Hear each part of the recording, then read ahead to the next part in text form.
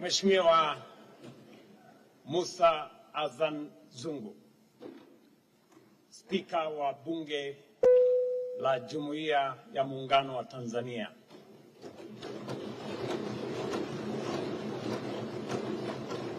Mheshimiwa Waziri Mkuu, waheshimiwa wa bunge hili la Jumuiya ya Muungano wa Tanzania,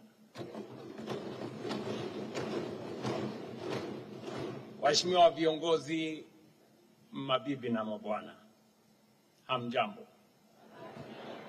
Asalamu alaykum. Wacha nianze hotuba yangu kwa kuwapatia historia ya Kiswahili.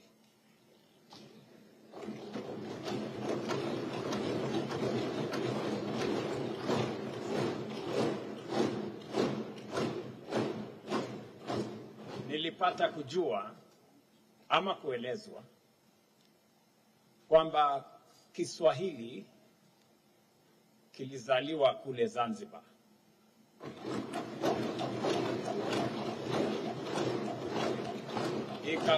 Ikakuwa na kubalehe huku Tanzania bara.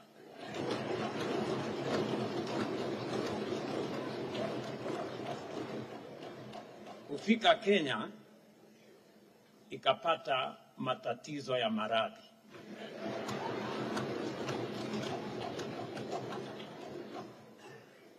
Kufika Uganda kwa sababu ya maradhi yalimzidi akafa.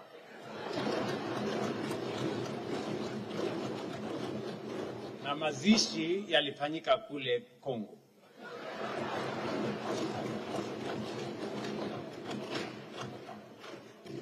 Sababu hiyo na waomba radhi nitoe hotuba yangu kwa Kiingereza.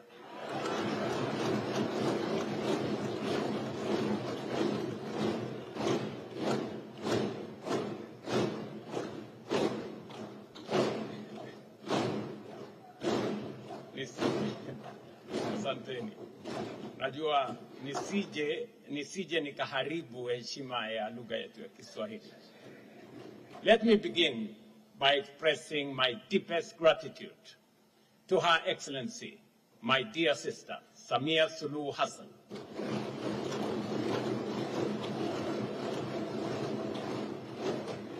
for her gracious invitation to undertake this historic state visit to your great and sisterly nation, the United Republic of Tanzania. From the moment of our arrival, we have been received with exceptional warmth and hospitality. I am equally honored to thank the Right Honorable Speaker, Musa Azan Zungu, and the distinguished members of this august House for the rare privilege of addressing this Parliament. I recall with great fondness Her Excellency's visit to Kenya in 2021, and I am honored today to reciprocate following her re-election as among the first heads of state to visit under her new term. Today, I stand here in reciprocity, not because we as Kenyans are your neighbors, not just your friends, nor even your partners. We are your brothers and sisters. I bring with me the warm greetings of the people and the government of the Republic of Kenya, as well as the goodwill of your fellow parliamentarians in our National Assembly and Senate. And in my company is both the Leader of Majority in Parliament, in the National Assembly, the Leader of Majority in the Senate, and the Minority Leader also in Senate, accompanying me. Mr. Speaker, honorable members, the conversation we are having today is significant and consequential not only for our two countries, but for our region and our continent. At its core, it is about one central task: growing mutual trust to build shared strength. For far too long, relations among neighboring countries have been shaped by competition, suspicion, and rivalry, forces that have fragmented our markets, weakened our voice, and constrained our collective progress. And if we are to be honest with ourselves, ndugu majirani, some of these forces are still very alive with us. They still shape our narratives. They still influence our relations. Yet, our founding fathers, Mzee Mwalimu Julius Kabarage Nyerere and Mzee Jomo Kenyatta, saw beyond this prism. They understood that Africa's future would not be secured in isolation, but in unity, and they planted the seed of regional integration because our destinies are intertwined, and our strength lies in moving forward together. For decades, Tanzania and Kenya have walked side by side, a partnership forged in struggle and anchored in shared purpose. At its foundation, two towering figures of our African history, Julius Nyerere and Jomo Kenyatta. Their partnership, built on different but complementary visions, inspired a model of unity that transcended borders. Even during the struggle for independence, including the Mau Mau period, Tanzania stood with Kenya, affirming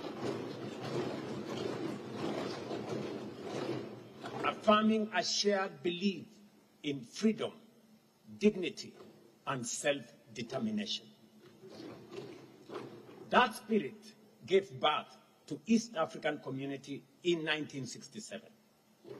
Though disrupted in 1997, it was rebuilt through dialogue and statesmanship, leading to its re-establishment in 1999.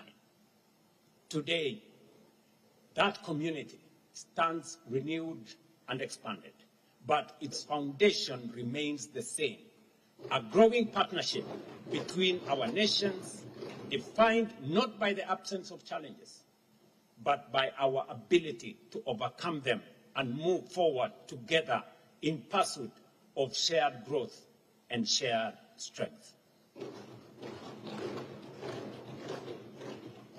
Waheshimiwa wabunge, kuna msemo unaosema unaweza kuchagua rafiki, jirani unapatiwa na Mungu.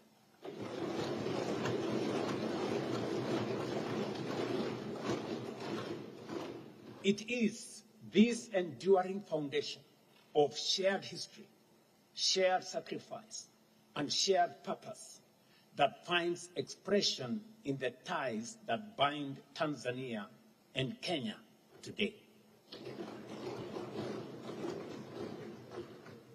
Waheshimiwa, we share a border that stretches nearly 800 kilometers from the Indian Ocean at Lungalunga and Horohoro, along Kilimanjaro, across the Masai Mara and Serengeti to Lake Victoria.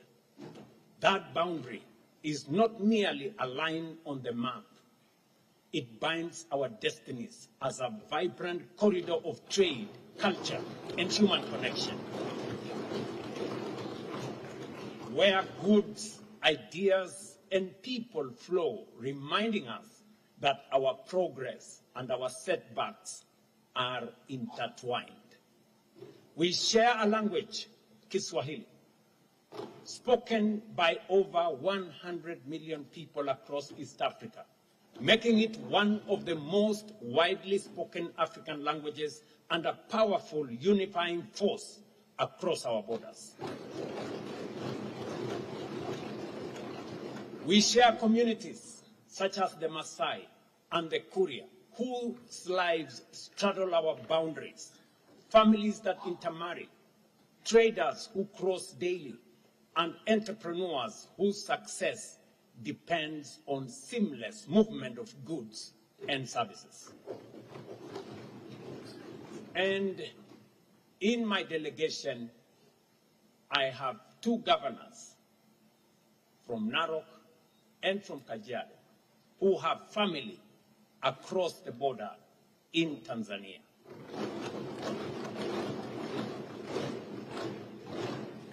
But perhaps the most powerful illustration of our unity is found in nature itself. Each year, during the Great Wildebeest Migration, millions of animals move freely between the Serengeti and Masai Mara, guided not by borders, but by survival. They do not stop at borders. They simply cross and return. What nature has made seamless, policy must not make it difficult. Honorable members, it is not lost on me that we are engaged in this important conversation nearly 4 decades after the collapse of the East African community in 1997. We must reflect honestly on lessons we cannot afford to repeat.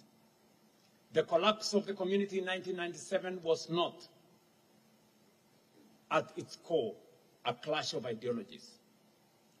Whether capitalism in Kenya or Ujamaa in Tanzania, each system sought to advance the welfare of the people. But governance, national or regional, is ultimately judged by its ability to deliver opportunity, equity, and prosperity. Where it does not, mistrust and division emerge. Our failure was not in building a shared economic vision that worked for all, and in retreating into narrow national interests instead of treating our shared resources, infrastructure, and markets as joint strategic assets for collective benefit by all our people. That was not their failure alone. It becomes our failure today if we repeat it. And so we must ask ourselves honestly, are we moving forward together, or are we risking becoming victims of the same limiting forces? Are we already repeating mistakes of the past? Mr. Speaker, honorable members, the time has come for our generation to move beyond incremental progress towards decisive integration. Because our biggest barrier is not infrastructure or policy. It is the quiet mistrust that pervades our relations. That suspicion has cost us time, opportunity, and prosperity, and we can no longer afford it.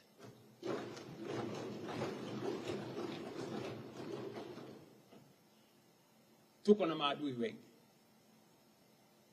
ndugu wa Tanzania, ndugu wa Kenya. Tuko na maadui wengi. Maadui wetu sio wa Kenya. Maadui wetu sio wa Tanzania. Maadui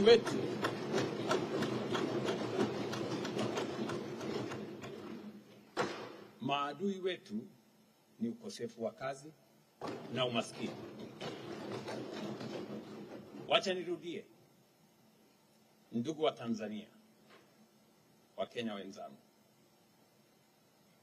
maadui wetu sio wa Tanzania ama wa Kenya. Maadui wetu ni kukosa ajira, umaskini na kukosa maendeleo. Kenya and Tanzania are deeply interdependent. Our bilateral trade reached approximately $860 million in 2025, and we are on course to hitting $1 billion this year, a reflection of growing opportunity. But this is only a fraction of what is possible. Investment cooperation stands as a central pillar of our bilateral relations. Kenyan enterprises have invested more than $1.7 billion in Tanzania, creating jobs, advancing skills transfer, and strengthening local capacity across key sectors, including manufacturing, energy, logistics, financial services, and agriculture.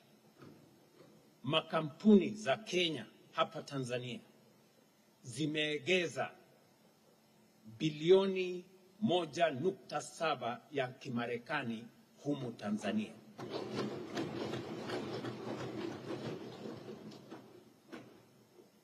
At the same time, Tanzanian investments in Kenya, now valued at $336 million, are steadily expanding, driving employment, deepening cooperation linkages, and fostering shared growth. Makampuni za kutoka humu Tanzania wanaegeza kwetu Kenya. Kampuni ya Taifa Gas kwa mfano imeegeza kule Kenya. Kampuni ya Amsons wameegeza kule Kenya. Makampuni ya Lake Gas imeegeza kule Kenya. And these are companies that have invested in just the last 3 years. Miaka mitatu peke yake iliyopita. With recent strategic investments from Tanzanian investors in Kenya, I expect this value of investments to more than double by the end of this year.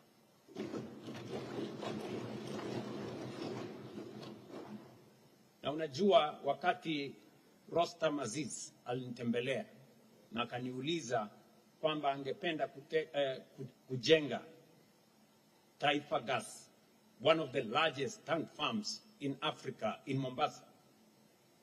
And he had problems. Watu walikuwa wanamzungusha. Nikawaambia Wakenya wenzetu ya kwamba mwegezaji kutoka Tanzania ni mwenzetu.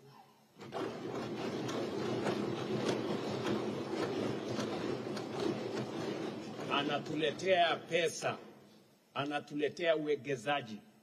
Tunachukua muda mrefu sana kutafuta waegezaji. Lakini kasumba ambayo imekuwa pale nyuma ni kwamba mwegezaji lazima awe mzungu. Lazima awe mweupe. Lazima awe foreigner.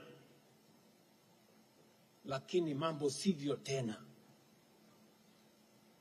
Tuko na kampuni 500 za Kenya zinazoegeza humu Tanzania. Nimefungua milango kwa makampuni ya Tanzania wakuje waegeze Kenya.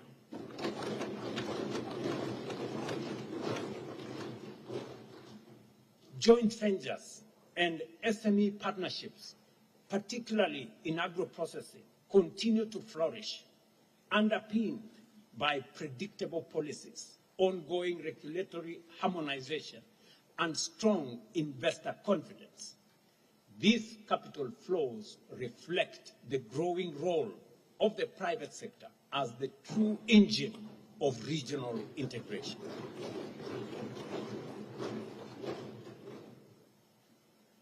Wakati kampuni ya Tanzania walikuja na wakanunua kampuni ya Bamburi Cement, kuna watu walilalamika kwangu, wakaniambia, mbona unaruhusu kampuni ya Tanzania kununua hii kampuni ya simiti hapa Kenya? Wale waliniuliza, niliwajibu nikawauliza pia. Kampuni hii ilikuwa inamilikiwa na watu wa Ufaransa. Mbona hamkulalamika siku ile ilikuwa inamilikiwa na Wafaransa, leo inamilikiwa na Mtanzania, mnalalama? These cross-border investments are not merely flows of capital. They are powerful catalysts for expanding trade, the deepening interdependence of our manufacturing and agro-processing sectors in driving sustained demand for raw materials while spurring investment in value addition and integrated supply chains for export. With the right policy support, this momentum can significantly expand bilateral trade beyond current levels and position our two economies to capture a larger share of opportunities within the East African community and the Africa Continental Free Trade Area. Across the East African community, intra-regional trade stands at between 15 and 20%, meaning the vast majority of our trade still takes place outside our region. Yet, this is not a limitation. It is an opportunity. By expanding and trading more with each other, we create jobs, expand markets, strengthen industries, and build resilience across global shocks. At the heart of this opportunity are our young people.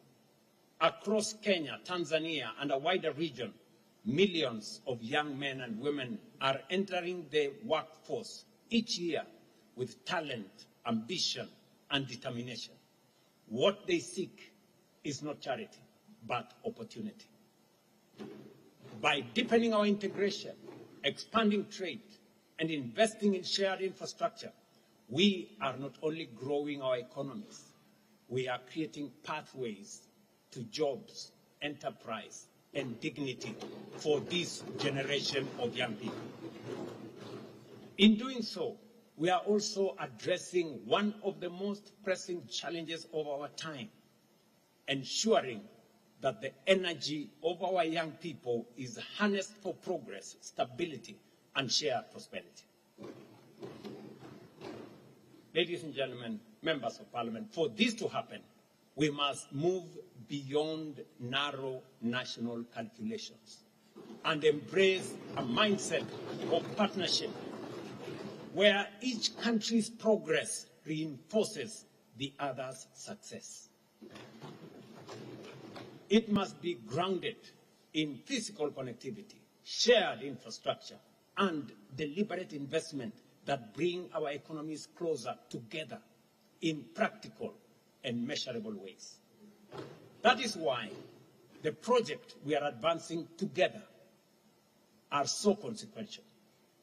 The development of the road corridor from Malindi through to Lungalunga to Dar es Salaam is not merely a transport upgrade. It is a strategic artery of commerce, tourism, and people exchange along our Indian Ocean coastline. Similarly, the planned expansion of railway connectivity from Voi through Singida and onward towards Burundi represents a transformative step towards linking our hinterland markets, unlocking trade routes into the Great Lakes region, and positioning East Africa as a gateway between the Indian Ocean and the heart of our African continent. Let me also mention the 400 kV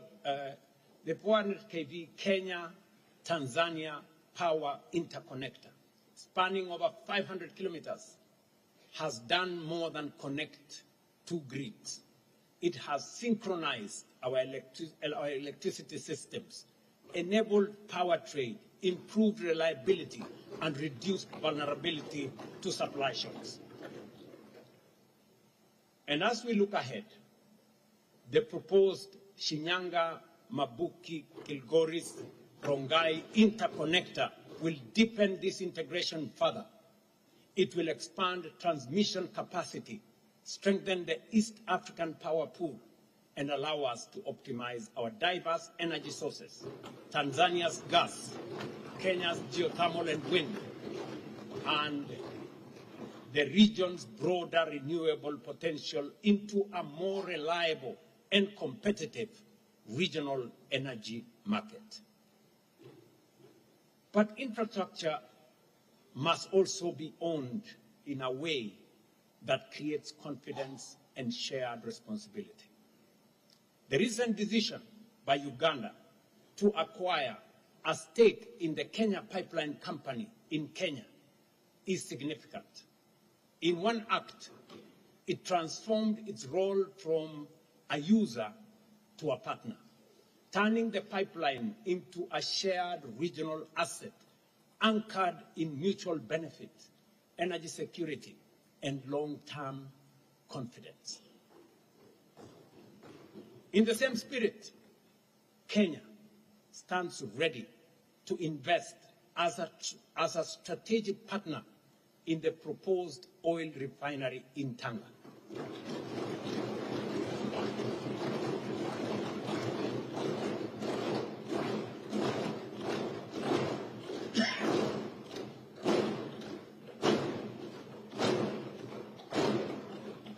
Asante. While I would have naturally, I would have preferred such a facility to be built in Mombasa, I fully recognize that Tanga is just less than 200 kilometers away, and in fact is part of the same economic space. Listen, wacha niwaeleze kidogo. Sisi ni partners wa East African Community. Na mawazo yangu ilikuwa ni kwamba we must use ile rasilimali tuko nayo hapa katika bara letu la East Africa. Lazima tusitumie kwa industrialization, ituzalishie nafasi za ajira, isuzalishie mali ama iongeze dhamana kwa yale mambo tulio nayo na itutafutie utajiri. Tayari nchi yetu jirani ya Uganda wamekwisha jenga pipeline, crude pipeline kutoka Hoima kule Uganda ikielekea Tanga. Itakuwa tayari kwa miezi chache zijazo. Wakati niliketi na Rais Museveni, nikamuuliza mzee, mbona tuchukue mafuta yetu tuende tuifanyie refinery sijui mahali gani, alafu tufuatilie tuende tununue mafuta ama oil products kwa bei ambayo ni ghali? Mbona sisi wenyewe tusijenge refinery hapa?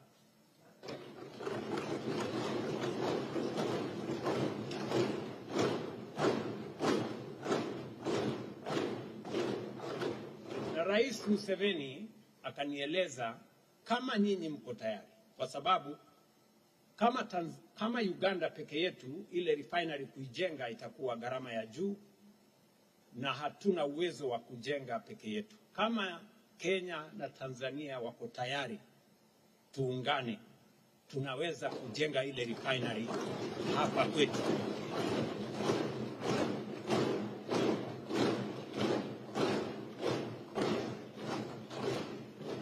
Mimi nikatumana technocrats wangu wakaenda wakakutana na Rais Museveni, tukakubaliana zile nambari, ikafanyiwa calculation, tukajua ya kwamba tukiungana nchi zetu tatu kujenga refinery hapa itakuwa ni jambo la muhimu, itatuletea ajira,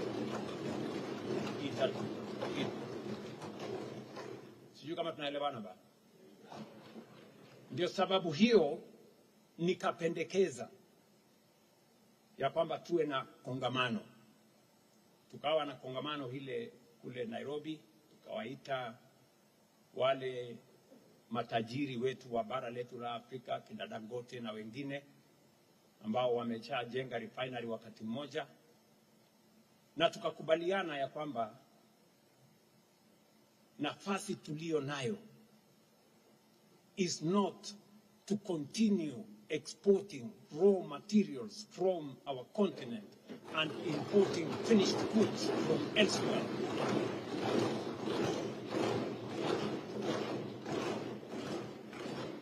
Na ndio sababu hiyo tukapendekeza ya kwamba tukiungana Uganda, Tanzania na Kenya tunaweza kujenga refinery, ndio tuhakikishe ya kwamba ile mafuta tunairefine hapa kwetu, pesa inabaki hapa kwetu, nafasi za ajira inabaki hapa kwetu,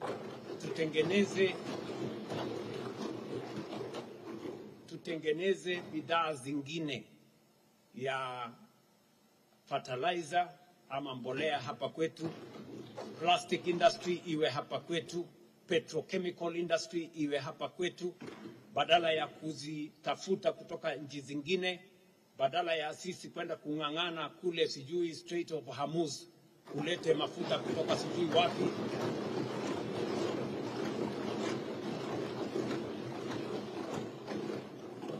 Sasa nimesikia nyie mnamuuliza Mama Suluhu maswali magumu.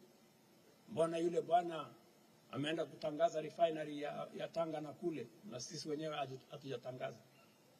Sasa nauliza nyinyi, ile refinery bwana is a big investment. Sikizeni, hiyo investment is in billions of dollars. Kama mimi ningekuwa na nafasi ningeipeleka kule Kenya, lakini kwa sababu ya kuamini ujirani na bara letu la Afrika na jumuiya ya East Africa, sisi ni wamoja, nikasema ikijengwa Tanga ni kama vile imejengwa Kenya.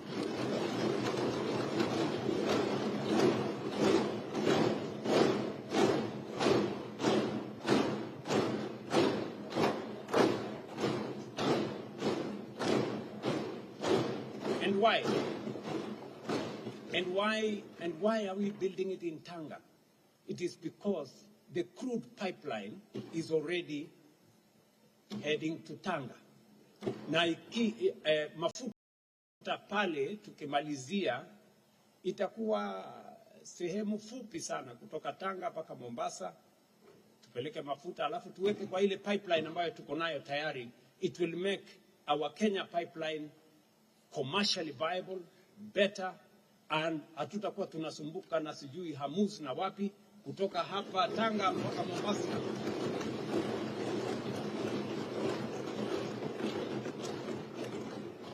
Sikizeni bana, kawaida kupata mwegezaji ambaye analeta mabilioni lazima uwapigie magoti, uwaambie maneno mazuri, wapatie sijui incentives, sijui wapatie nini. Mimi nawasaidia kuleta investment Tanga.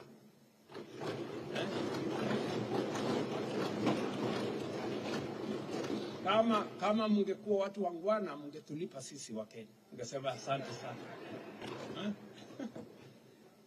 Kwa hivyo let us work as East Africans. What is good for Tanzania is good for Kenya, and what is good for Kenya is good for Tanzania. Tafadhali na wasihi, nikiwa rais wa pili, kwa mapenzi ya Mungu na kwa heshima yenu, kuhutubia bunge hili la watu, the great people of Tanzania, I want to ask you, sisi ni wamoja bwana. We are one people.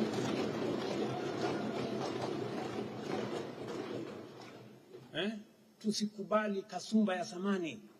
Sijui Wakenya ni maadui wa hawa, sio wa Tanzania. Hapana, we are one people. We have a common destiny. Nimewaeleza Wakenya sio maadui wa Tanzania. Watanzania sio maadui wa Kenya. Maadui wetu sote ni pale ambapo hatuna mali, hatuna nafasi za ajira, hatuna fedha. That is what we must struggle against. Na nataka niwaeleze, kuna semekana na huko kwetu kwamba mali unaweza kuwazima ama kugawa, lakini umaskini haugawanyiki bana.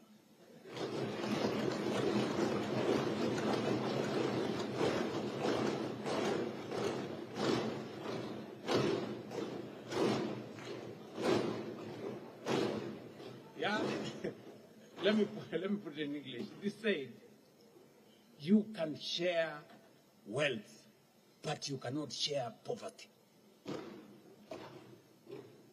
What matters is not whether the asset is in one side of the border or the other. What matters is whether it strengthens our shared prosperity. That is the model we must pursue. That is the model we must pursue. Shared corridors, shared energy systems, shared ownership, shared responsibility, and shared benefit. But infrastructure alone is not enough. Integration must also be supported by strong, credible, and effective institutions. That is why the decision taken at the 25th Ordinary Summit of the East African Community in Arusha were both timely and necessary. I have been to many meetings of EAC, but the one we had last was the most consequential in my estimation. First, we appointed Ambassador Stephen Patrick Mbundi, a Tanzanian national, as Secretary General. As he assumed office on 25th April 2026, Kenya reaffirms its full support for Mr. Mbundi. Second, we adopted a new financing model, 50% equal contribution and 50% assessed contribution, effective 1st July 2026. We also agreed to waive 50% of outstanding arrears on condition the balance is cleared within 2 years. Third, we agreed that quorum for all EAC organs shall be 2/3 of partner states, streamlining decision-making and making our union more effective. Fourth, all partner states must eliminate non-tariff barriers by 30th June 2026 without exception. And that is why my sister, President Samia Suluhu Hassan, and I yesterday instructed our officials, some of them in this room, that all the outstanding non-tariff barriers between Kenya and Tanzania, and there are about 20-something, we've told them by the end of this month, they must meet and clear all non-tariff barriers. We want to streamline it.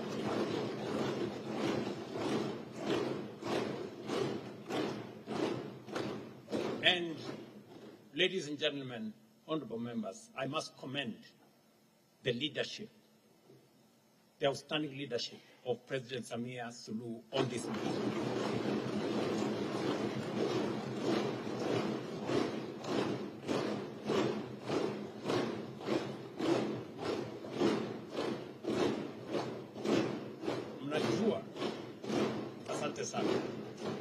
Mnajua pale 2024 biashara yetu ilikuwa imefika $950 million.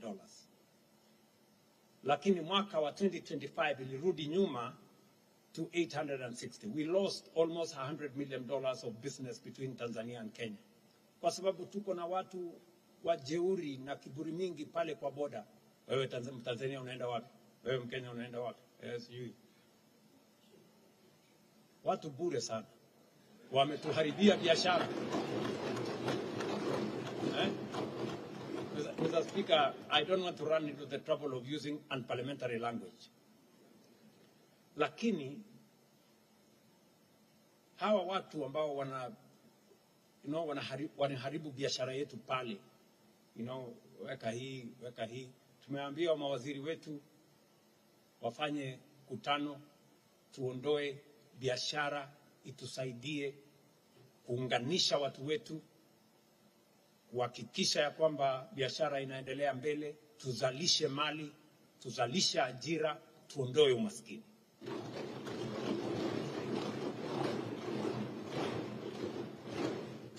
Honorable members, implementation now is key. It requires a whole of government approach with Parliament at the center. Kenya has already moved, and a multi-agency technical team is in place to prepare the necessary legal and financial instruments. These decisions will unlock the full potential of the East African community as a pillar of the Africa Continental Free Trade Area.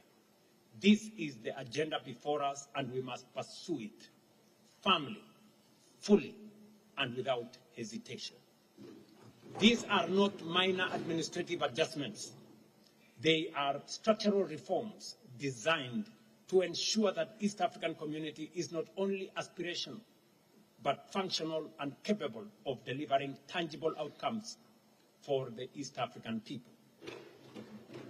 Because without strong institutions, even the most ambitious integration agenda will struggle to succeed. Mr. Speaker, honorable members, the true test of integration lies in trade.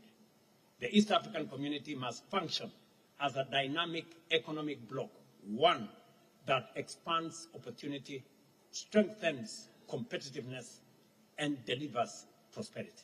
Today, intra-East African trade remains below its potential, yet the opportunity is immense. Even modest increases would unlock billions in commerce, create jobs, and expand industries, empowering small businesses and retain more value within our economies. The latest quarterly statistic bulletin from the East African Community Secretariat underscores both our progress and our unfinished tasks. Total East African trade grew from $124.9 billion in 2024 to $157.6 billion in 2025, an increase of 25%. Within that, intra-East African trade rose by 28%, from $15.1 billion to $19.3 billion. Yet, despite this growth, it still accounts for a fraction of our total trade. Clear evidence that while momentum is building, the full potential of our regional markets remain largely untapped. That gives us a better footing in the region and as part of a broader continental framework, including COMESA and, most importantly and significantly, the Africa Continental Free Trade Area. The ACFTA, as it's called, is a historic opportunity to create a single market of over 1.5 billion people, with the potential to increase intra-African trade by more than 80%, lift millions out of poverty, and expand opportunity for millions of young Africans whose talent and ambition must find expression in constraint but in growth, not in constraint but in growth, enterprise, and shared prosperity. The East African community must position itself as a strong pillar within this continental architecture, leveraging our integration to expand trade across Africa and beyond. We have seen this model succeed elsewhere. The European Union, for example, has demonstrated how regional integration can create scale, enhance competitiveness, and strengthen global influence. We can and must do the same in a way that reflects our realities, our priorities, and our aspirations as East Africans. Honorable members, a continent that remains divided by hesitation and mistrust cannot act with coherence and strength. It cannot coordinate effectively, and it cannot fully realize its potential.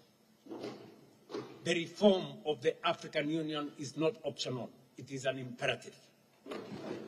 We must build an institution that is leaner, more focused, more effective, and decisively results-oriented.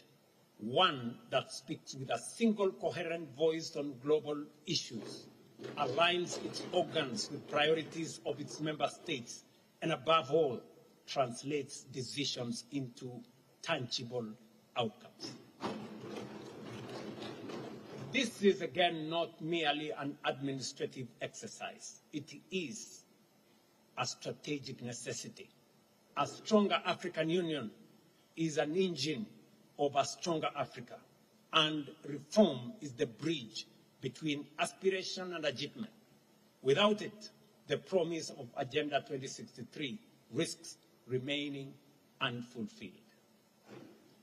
Central to this renewal is financial independence. For far too long, a significant share of the Union's program has depended on external financing, undermining ownership, constraining strategic autonomy, and limiting our capacity to act with speed and certainty.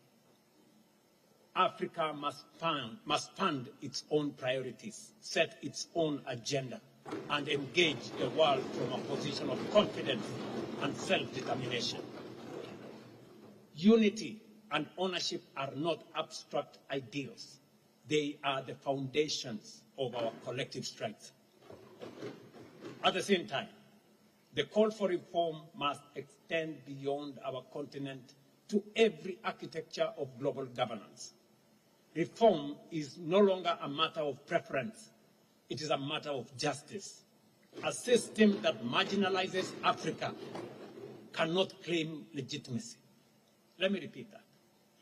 I have said, and I want to say this with clarity, a system that marginalizes Africa cannot claim legitimacy. And a global order that excludes a continent of 1.5 billion people is inherently incomplete. Nowhere is this more evident than in the United Nations Security Council.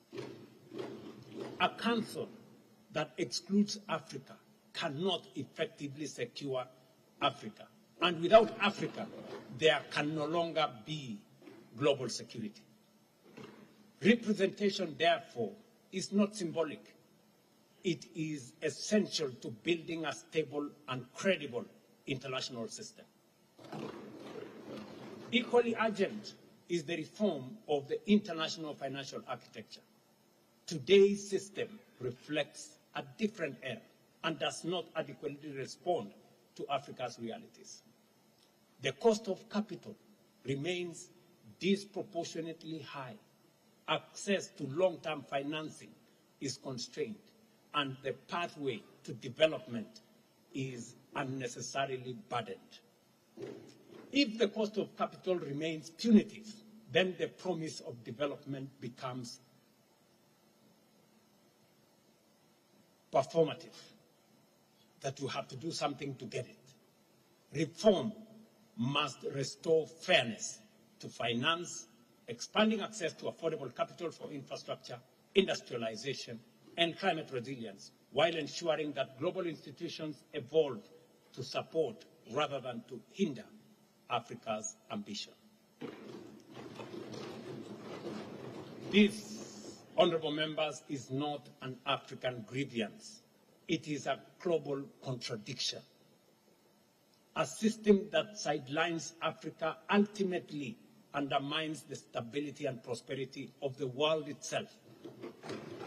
That is why we will carry this message to every forum, to every summit, and to every table until reform is no longer debated but delivered.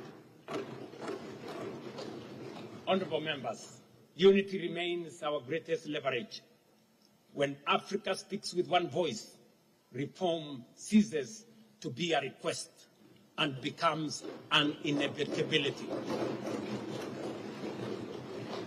Continental instruments such as the Africa Continental Free Trade Area are already demonstrating what is possible when we act together. We must now match that ambition with institutions and financial systems that enable progress rather than obstruct it. From strengthening regional and continental institutions to reshaping global finance and governance, the path forward is clear. We cannot build prosperity in isolation. We cannot secure progress alone. We cannot shape the future while divided. We must build it together, deliberately, systematically, and with unwavering resolve. Mr. Speaker, honorable members, as I bring this address to a close, allow me to reflect briefly on leadership. Leadership is above all a privilege that comes with responsibility.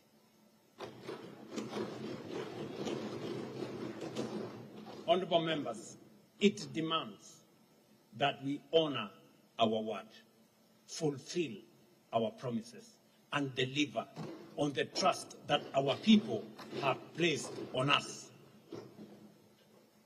The trust test of leadership is not the offices we hold, but the outcomes we deliver and the courage we show in delivering them. In Kenya today, we are making deliberate progress in expanding healthcare, strengthening education, and delivering housing at scale as part of a broader commitment to dignity and shared prosperity. These efforts have required courage, the courage to make difficult decisions in pursuit of long-term national gain, because leadership is not about following the crowd, but about leading with conviction, even when the path is not easy. It is this same spirit that we must now lead beyond our borders, because the choices we make as nations will determine the strength we build as a region and the influence we command as a continent. The investments we are making in infrastructure, energy, agriculture are not projects for one country alone. They are part of a broader vision of shared strength, one that connects our economies, aligns our interests, and advances our common future. And so, I extend a clear invitation to the private sector in the United Republic of Tanzania. Let us partner in this transformation. Let us invest together, build together, grow together, so that the prosperity we create is not divided but shared. Mr. Speaker, honorable members, in the end, the question before us is not whether we are neighbors. It is whether we will choose to act as partners. It is whether we will remain constrained by suspicion or rise together in shared strength. Because from neighbors to nations to the global stage, our future will be defined not by what separates us, but by what we choose to build together.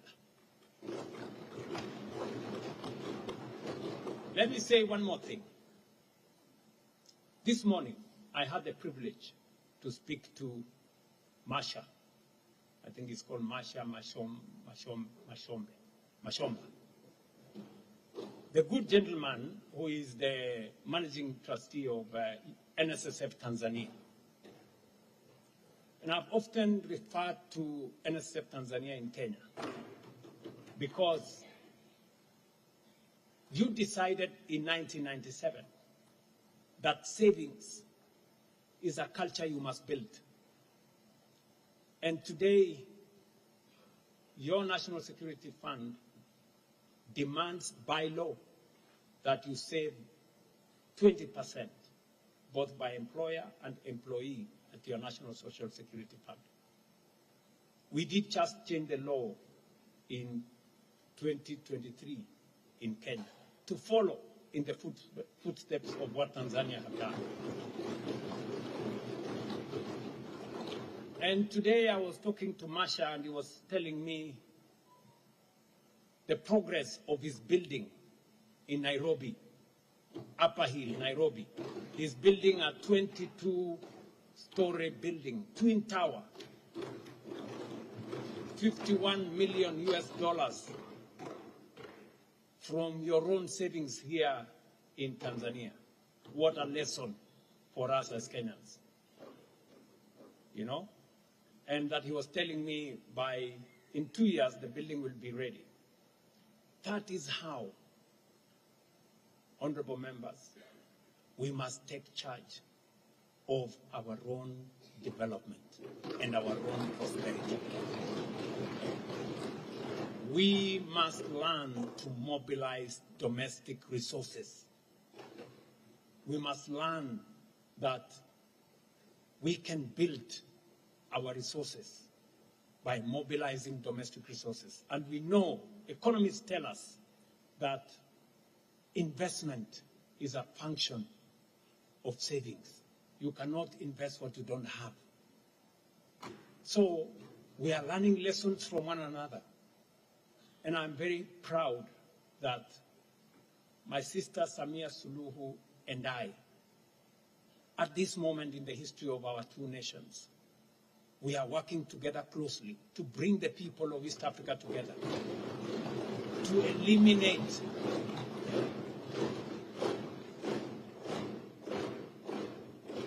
eliminate what has constrained us for many years, unnecessary suspicion. Our future is tied together. Our destiny is one.